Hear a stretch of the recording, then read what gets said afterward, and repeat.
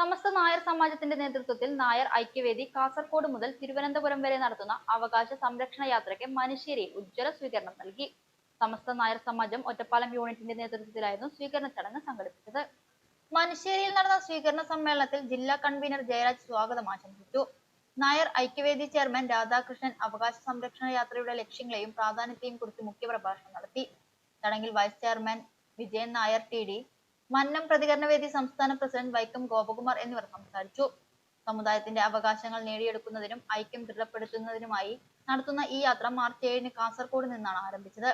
March 13-ന് യാത്ര തിരുവനന്തപുരത്ത് സമാപിക്കും.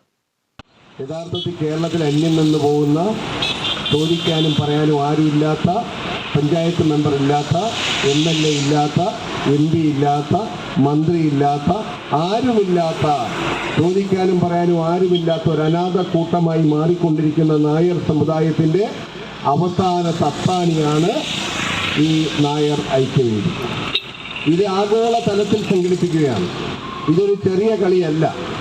നമ്മുടെ നിവർത്തികെട്ട സാഹചര്യത്തിൽ 1857 ഇന്ത്യൻ സ്വാതന്ത്ര്യ സമരത്തിലേക്ക് അനുസ്മരിപ്പിക്കുമാറ് നായർ സമുദായത്തിന്റെ അന്തിമ പോരാട്ടമാണിത്. അന്തിമ പോരാട്ടം എന്ന് പറയുമ്പോൾ നിങ്ങൾ ധരിക്കുന്നത് എന്തിന്റെ പോരാട്ടമാണ്?